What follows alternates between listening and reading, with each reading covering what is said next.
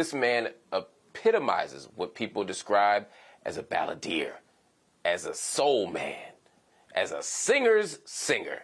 It's my honor and pleasure to welcome Grammy Award winner, the legendary Mr. Anthony Hamilton. My brother, welcome to theGrio. Hey, man, how you doing, brother? I am good, man. I ain't gonna lie, I'm a little stressed because a little while ago I was on Twitter and I saw you say that you were retiring, and I ain't gonna lie, man. I ain't know what to think. I was frustrated. I was sad. I wanted to hit you up and ask what was going on, man. What happened? You know, it started out as a joke, but then you started to think like, man, I put out an album last year, Love Is the New Black, and it's like nobody really even know it's out. It's like if I'm doing it for the fans and the fans are not following me anymore, so maybe I should be doing something else for a minute. First of all, don't play like that, man. Well, a lot of us was ready to march and protest and get the picket signs out. I dig it. I dig it. I get the frustration of it too, and I have Love Is the New Black. You and I talked about the album. When you see that happen, do you think it's really the fans? I mean, to me, it's the record companies, it's the promotion. We don't get the music. I think it's a little bit of both. I think some of the fans they're not going to the internet. They're not streaming. It seems it's still kind of new for a lot of my fans, the streaming thing, and it's just something that they just got to get used to, man, and get accustomed to doing.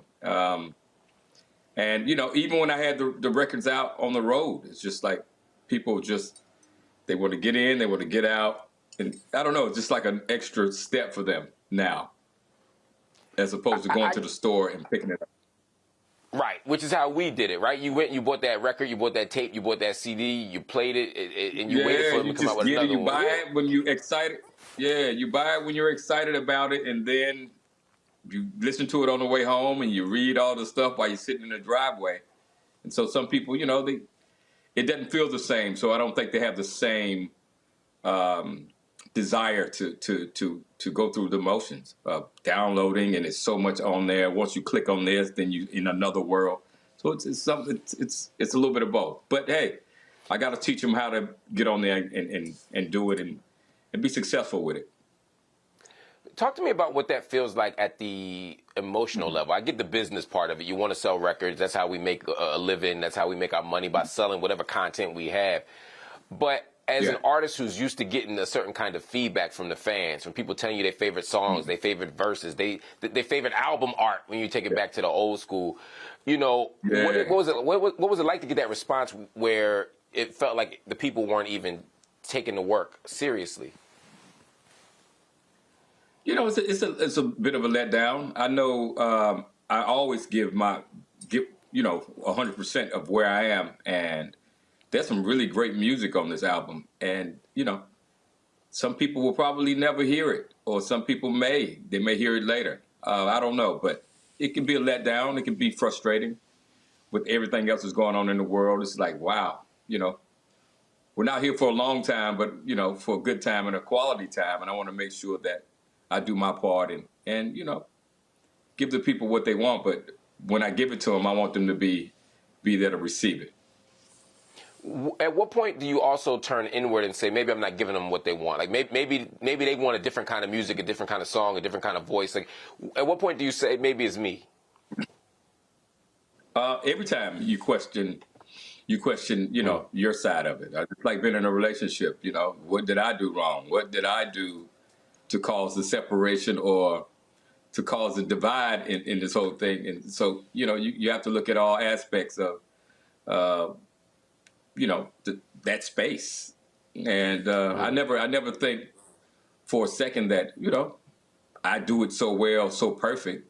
I'm here. I learned from my fans what they want. But I know good and doggone well there's a few. If it's not, even if it's only 4 out of the 12, I know there's 4 banging Anthony Hamiltons, and the rest of it is absolutely good to listen to. So I know it's a great quality album. I appreciate that humility. I never do anything wrong in relationships, and I'm gonna keep going. I've been through hundreds of them. I'm gonna keep going until I find somebody that acknowledges that I'm perfect.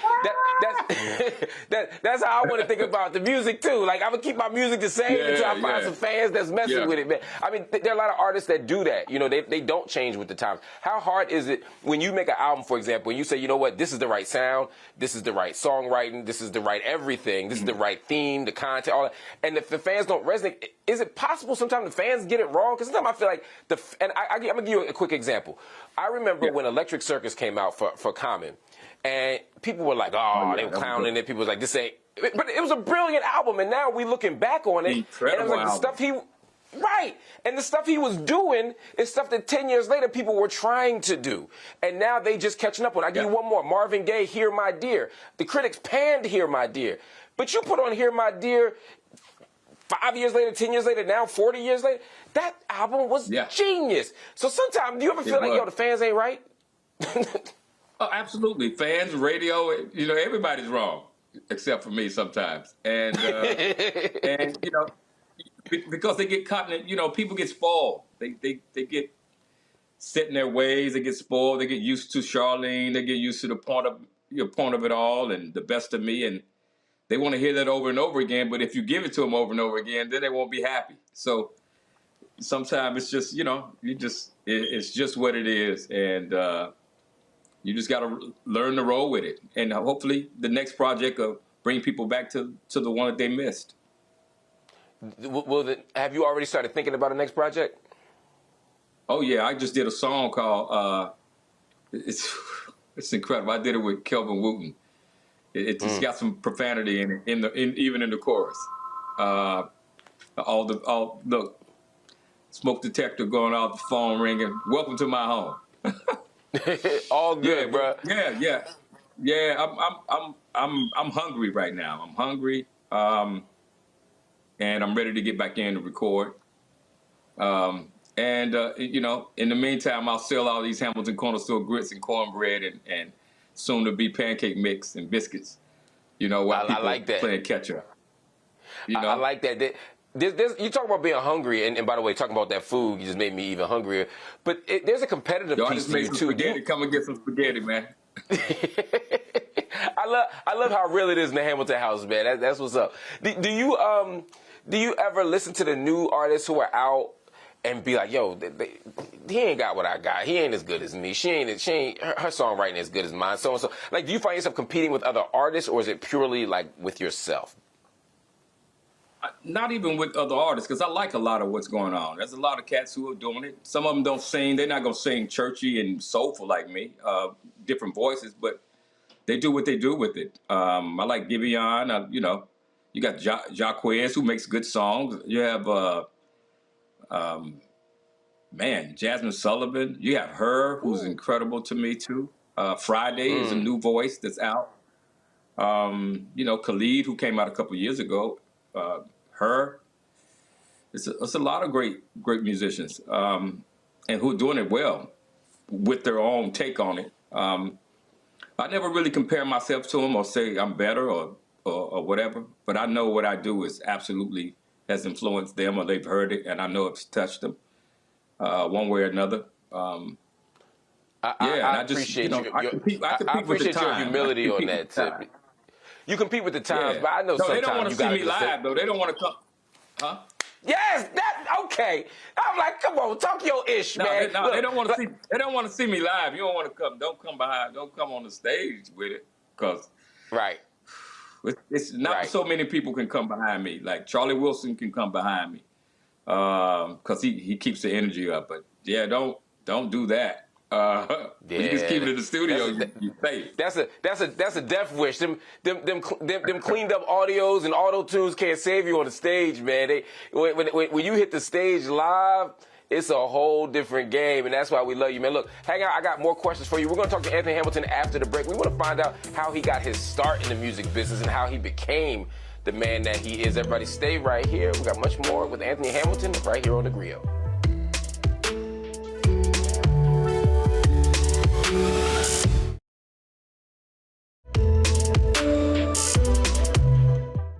Welcome back to theGrio and our special hour with the soulful Mr. Anthony Hamilton. Emotional level. When I hear Charlene, when I hear The Point of It All, when I hear these kinds of songs, you done been hurt. You know, are you writing? You're not writing from an abstract place. Something happened. Yeah, man. Life happens, and you know, you reflect back on what you've been through. You reflect on those relationships that hurt. Whether it was 2-3 years ago, when it leaves a stain, you can revert back to it if you haven't shut yourself off from it. And just watching and seeing life happen to people, and you know, that's where I write from. Just true experiences. Have you always been able to summon that? You know, when we're younger and we try and write our poems and our raps and our songs and stuff. Yeah.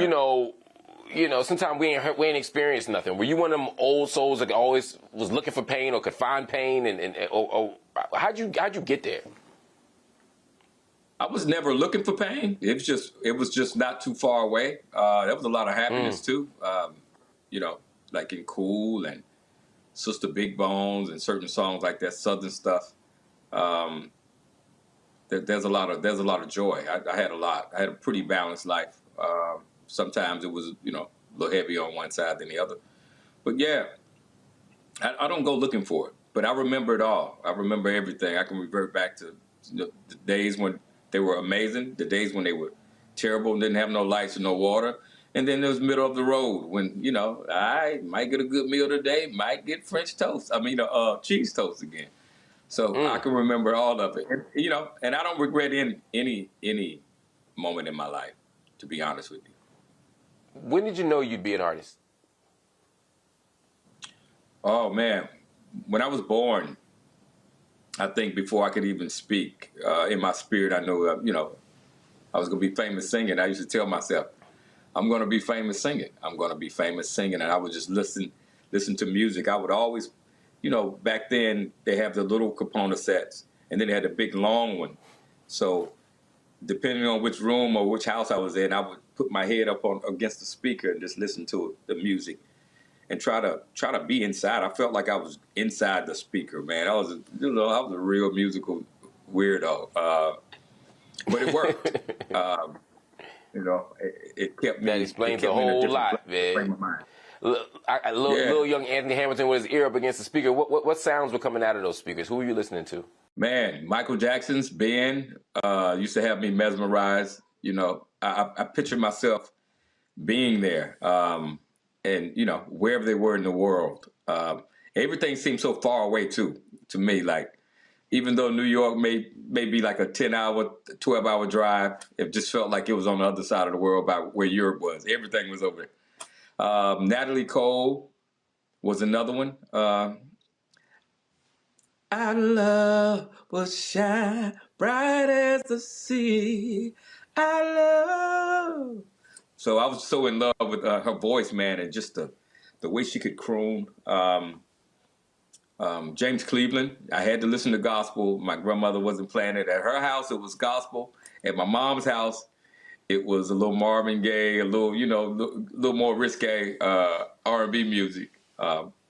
So I had the best of both worlds. And how did you grow into the art? It's one thing to have the tone, right? Your voice is your voice.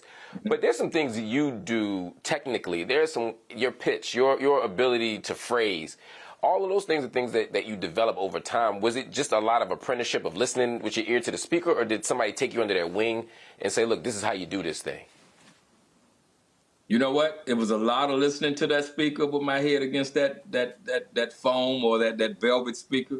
Or, you know, I'd seen something in church. I've heard something in the path. I used to go to the store a lot for my mother and my grandmother for a nickel, a dime, whatever it is, because I knew I was gonna get some candy. But on my way there, there'd be these cats down there drinking their wine, sitting on these wooden logs or crates, and they'd be singing some of the most amazing harmonies and stuff, and I'd be mesmerized. And sometimes, you know, I got in trouble because I should have been back by then.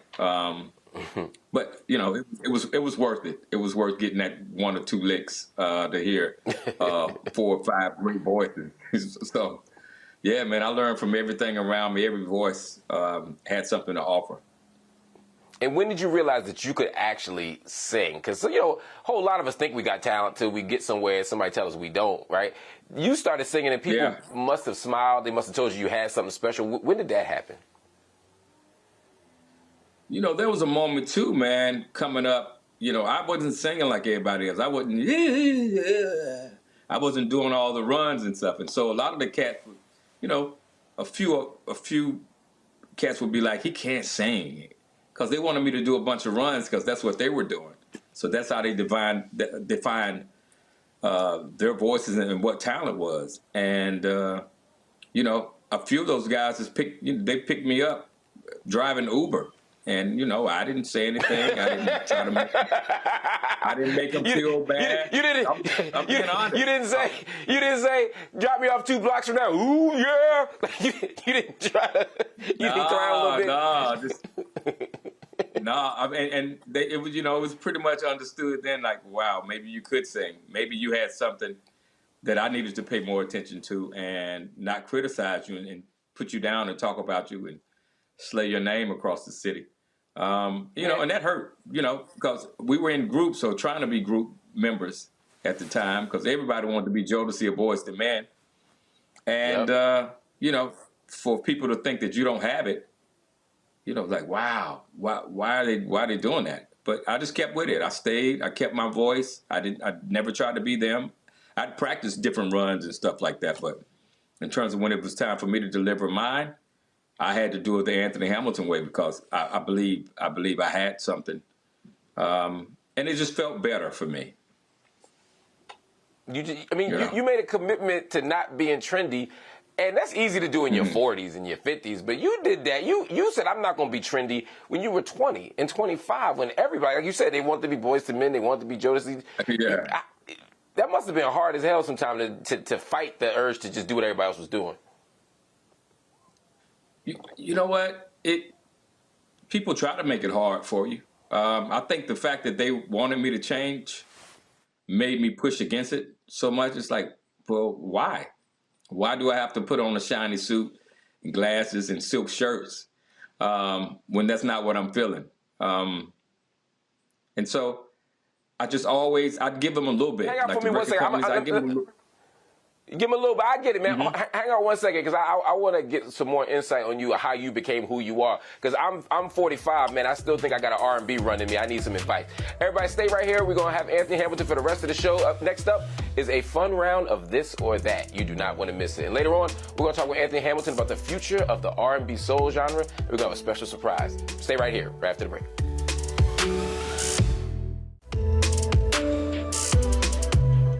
Welcome back to theGrio. We have been talking to iconic R&B singer and songwriter and record producer Anthony Hamilton. And now I'm going to put him to the test. We're going to play a little game called This or That. Now, Anthony, I know you done played or at least seen the versus battle. No, I ain't going to start no battle. This going to be nice and smooth, no trouble, no drama, man. You know how we do. We're going to put the best against the best in a versus battle. You got 60 seconds. I need you to tell me the answer that comes to mind. It's nice and easy. Usher or Chris Brown? Man, I love them both, man. I love them both. I'm going to go with Usher, but for the old school. I was about to say, now this is what I've been waiting to ask you. Sam Cooke or Bill Withers? Oh, my God, you are evil. Bill Withers, man, just the writing. The writing style is so matter-of-fact. It's so lunchbox, go to work, come back home, and play guitar. You know? Ooh, I like that. I like that. That's a great description of it. Aretha or Donnie? God almighty. I'm going to go with Aretha because, you know, yeah, baby. But Donnie is so quilted. So quilted. For all we know, we may never meet again. And before you go... I can't let you sing no more. So if I let you sing anymore, this network gonna be called the Hathaway Network. I can only do a little clip. Marvin Gaye or Al Green? Man, you are messy. Man. I don't know. I'm gonna fall asleep on this one. Marvin Gaye is so amazing. I love it in his instrumentation. But I'm a big Al Green fan. Al Green he's the only man I know that can sing, laugh, and sing at the same time and still be whooping it. Yeah. I'm feeling a little bit of Southern bias here, but I'm going to let you have that. Anthony, thank you for hanging out with me, man. Thank you for playing this game. Stay with me, though, because I'm coming back on the other side, and I want to meet one of your proteges. I want you to introduce me to him because he's the next big thing in R&B. Stay right here, y'all.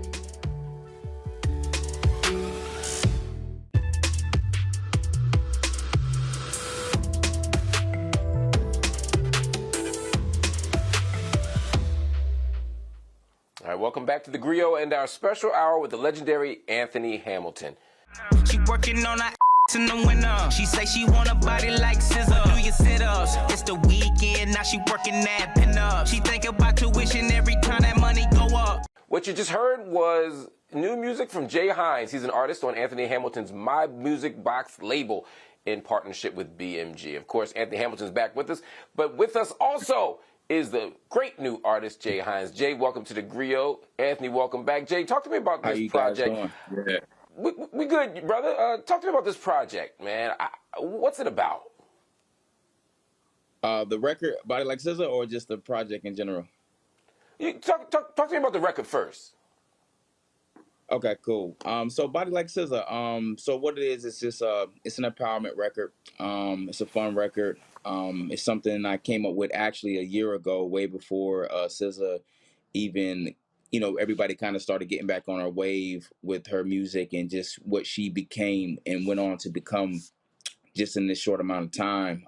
So I just wanted something that was fun, that was catchy, and, to get the people back excited and feel good about themselves. And yeah, just to bring a fun time back to what we know music is right now. So that's kind of how the record came about. Does SZA know this record is in rotation? She will soon She enough. still will. I can't say as of today, but one day. That's Hopefully what's up. the end goal. So I'm hoping she hears it and she loves it. So we'll see. I'm gonna make sure I'm gonna send it to her, man. But look, let me ask you a question. Are you Please. are you what's your expectation for what she gonna say? I'm my expectations. I try not to have those, but if it's placed in front of her, I will hope she will see that I'm paying homage to a queen, to a body of women that look up to her. A lot of young women, middle-aged women, all ages, and somebody that was clever enough to create a record and craft a record centered around her name and her likeness, and and that's super catchy. That's what's up, man. That's a nice, good, safe TV answer, man. I love it. Anthony, how'd you discover this brother?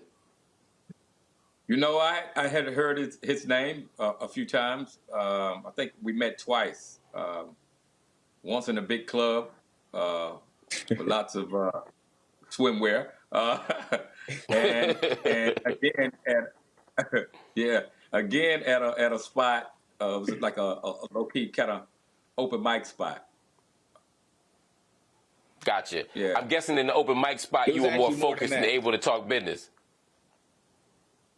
Yeah, outside. We talked outside a little bit, and I told him I had seen his work, and I thought he was somebody I wanted to try to help bring under my wing and see what we could make happen. Man, that's dope, man. I mean, Jay, when you get that kind of cosign, when you get the type of support, what did it mean to you for him to even take interest? It meant everything, man, because prior to him even giving me an offer, we actually met way more times than that. He probably only remembered 2, but I remember every interaction from the time I moved to Charlotte. I remember the guy that first introduced us in the studio. It was a studio setting off of Tuckasegee. He probably won't remember that. He used to rehearse there a lot, but I used to be there with another guy who went on to be super successful in the industry. But just to answer your question, to have someone of his likeness, of his stature, to see me out of millions of people, man, it just spoke volume. But I think what stood out the most was my hard work, my work ethic, my resilience to be able to, over time, just keep evolving. And, you know, I was doing that stuff independently, and had a few options on the table. And Mr. Hamilton came to me and was like, hey, man, I really believe in what you're doing, and I want to give you an opportunity to grow under the right tutelage and in the right camp. And that was more important to me than just linking up with anybody. You know what I'm saying? I wanted to leave a legacy. I wanted to have longevity. And there's certain things that I look for in leadership that he provides. So it was the right move. What do you look for in an artist, Anthony? There's a million Negroes that can sing. You can go to any church, you go to any street corner, you can find people that can sing. I know you're looking for more than that. What else is there? You have to have originality. I think, you know, be really comfortable in your own skin without trying to be something else. Authenticity, something that's bankable, something that you could, you know, you could see money. You can see creating a business with this brand. I'm looking for a brand, and I think Jay Hines has his own brand and a unique brand. And I think the people, once they get a taste of it, they'll want it, like Hunt's ketchup, you know, Heinz ketchup, either or, you know. So something, something that's marketable. You got to be marketable, personable, and someone he's all in. He's a writer, you know, and he knows music. He can produce. He can dance. Got some dance moves, you know, and performing. And he's comfortable in front of people. So I felt like it was something that you can put your time into. That's an important skill set. I also listening. You know, I meet a lot of young artists, and I see them on the way up, and then 2 years later they don't ascend. And when I talk to executives, when I talk to management, when I talk to A&Rs, when I talk to all these folks, the biggest thing I hear is they didn't listen. They just didn't, or they didn't have the work ethic. Those are the two things. They didn't listen, or they didn't have the work ethic. Is that something that's easy to notice, or do you have to really get in the trenches with somebody before you figure that stuff out? I mean, he had a body of work. He always kept saying, I got a body of work. And he had a body of work. He had, you know, all these songs he wanted us to sit down one night and listen to, like 300 songs in one night. So he was someone, and you know, he was someone that, like, watching him on social media and, you know, on the internet, I'd see him creating content, putting stuff out, keeping his own name out before anybody could get to him, and that was interesting to me. That was impressive. That's super interesting. Jay, when you put out your first full project, what kind of sound will we hear? What kind of artist will we experience? Being the one that's already out, I think I take pride in being a artist that understands having a catalog is very important in today's time. And more importantly, it's a sound that I feel like I don't sound like anybody else. I took my time to craft it, me and my engineer and producers in my team, and I just kept evolving over time. So I think what people will get from me is just diversity. You'll get not only diversity, you'll get actual the craft of it, being a lyricist, understanding structure, understanding, you know, just melody and what it takes into making a record, not just making one sounding thing and going with it and not evolving. I try not to chase what I do last. So my whole objective is just to give people every variation from 1 through whatever that number is. Like, man, he took me on a journey. I like how you talking, man. You talking musicianship, you talking artistry, you talking creativity, you talking talent, work ethic, complexity, man. You talking all the stuff that makes an artist, not just an artist for the moment, but somebody who's going to have a long career. My brother, we wish you good luck with your career. We wish you nothing but success. Everybody stay right here. Everybody, by the way, check out Jay Hines. You can go to social media. He's on all the platforms. Check him out. Check out his music and pick up his latest project. Everybody stay right here. We got much more coming up with Anthony Hamilton.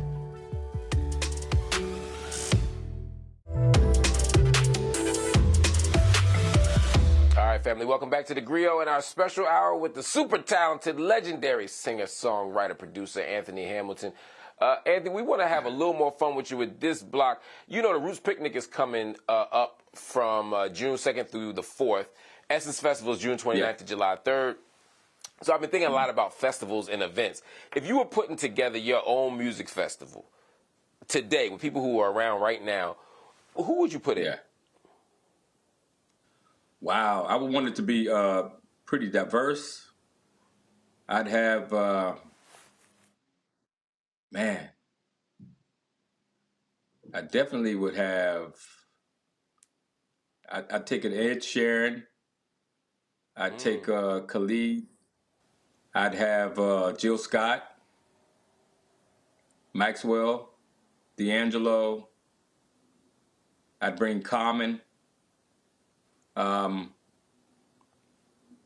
Kendrick Lamar, myself, her. I'd have Chance the Rapper. Ooh, that's a good I'd one. have, I have Josh Turner, bring some country. Yeah, man. That's a good Yeah, festival. Look, I would go to that. Yeah. Now, Yeah. let me ask you, man, because a couple of them names you said, I'm thinking about Jill, I'm thinking about Common, thinking about D'Angelo.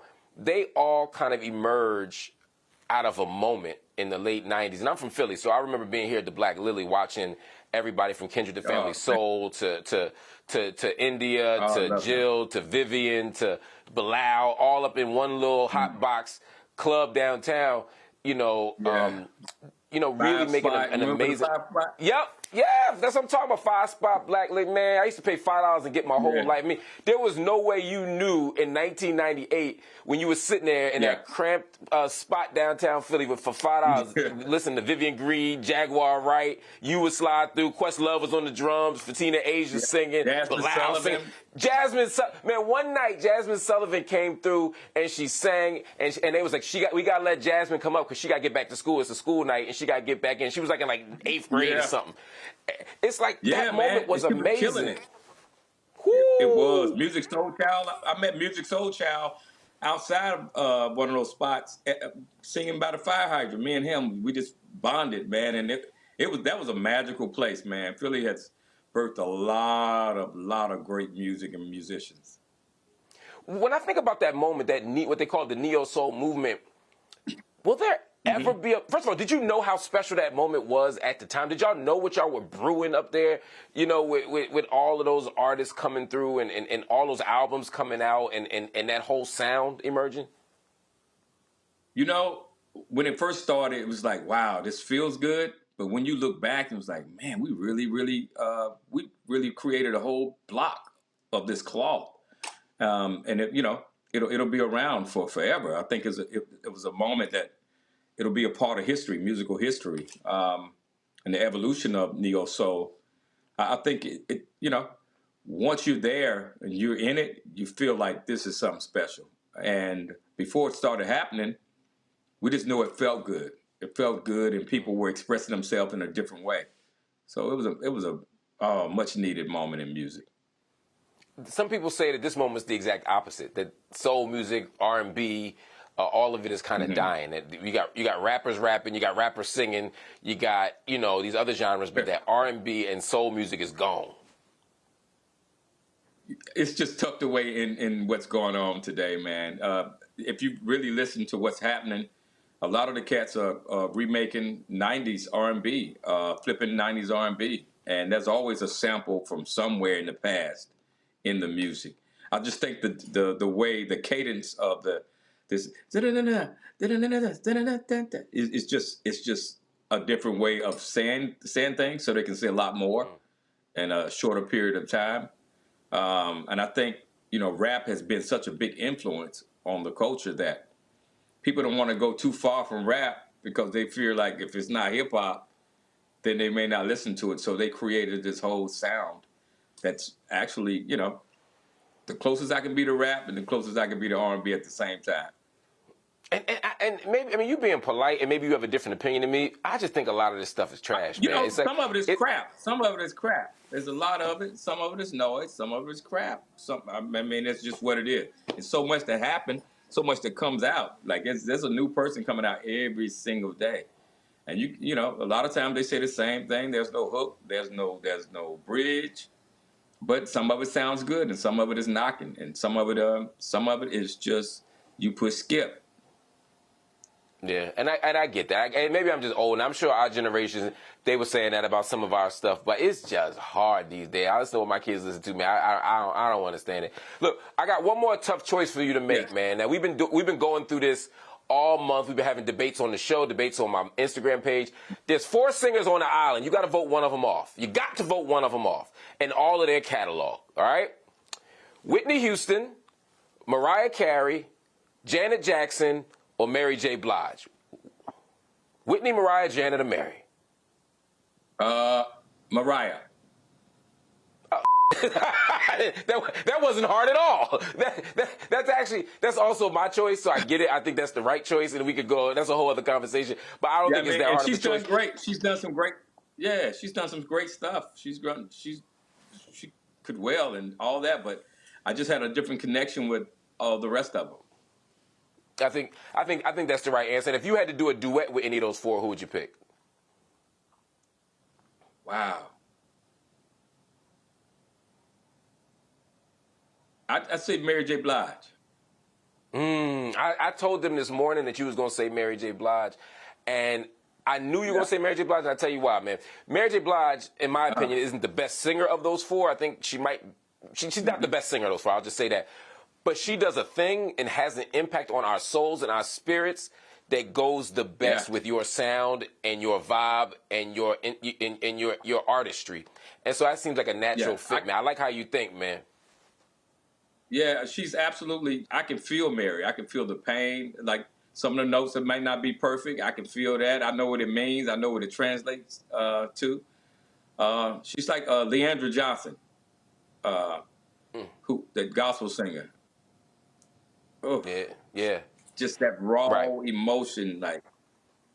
And that's better than perfection for me. We don't need perfection. We need realness, and that's what you give us, and that's what these artists give us. Anthony, hang tight. Hang tight for me, man. We're going to take another break. But next up, one of my favorite parts of the show, we've been putting him to the test with this or that. We got one more round of this or that for him, and we're going to learn a little bit more about the legendary Anthony Hamilton. Stay right here.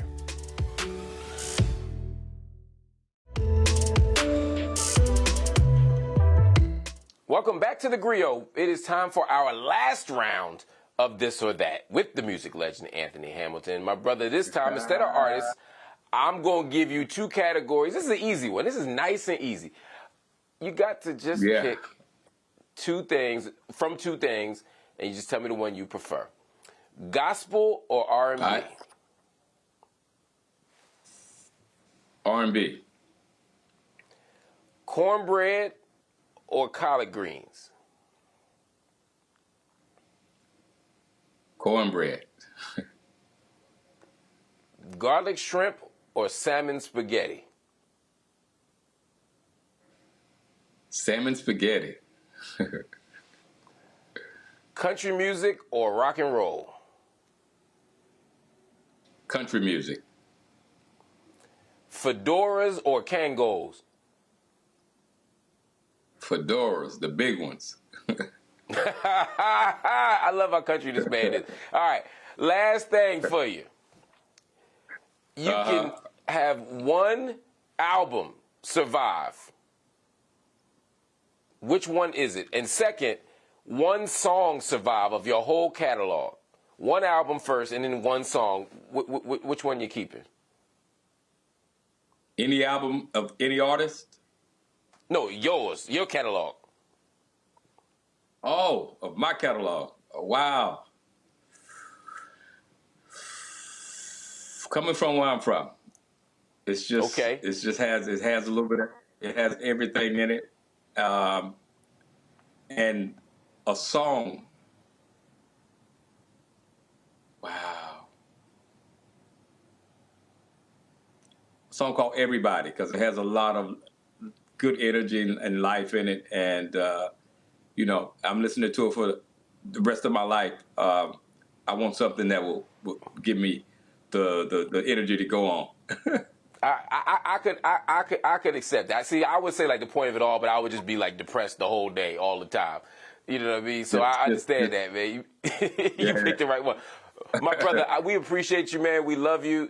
You're not allowed to retire, so Thank you, man. Bring back in a year or two with another album. We're going to have you talk about that, too. We're going to watch you tour and perform for the rest of your life, Doc. We love you, man, and we're thankful for everything you've done for us, man. Love y'all and thanks for hanging out with us. All right, man. Yes, sir. Man. All right, y'all, we got a final word right after this quick break. Stay right here.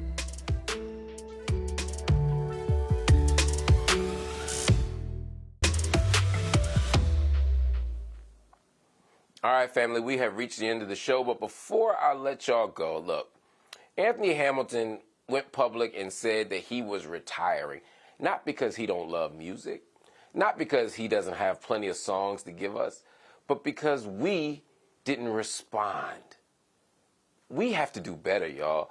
In the age of streaming, I know it's easy to be surrounded by so much music that you don't pick up the album. I know what it's like to have so many people telling you they got the hot new thing that we don't pay attention to the legends.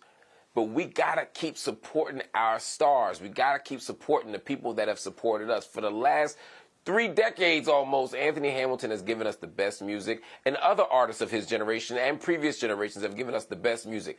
So keep going to their tours, keep going to their concerts, keep buying the music, keep streaming the old music, keep supporting those who have supported us. The hot new thing is great, y'all, but the legends, they're forever.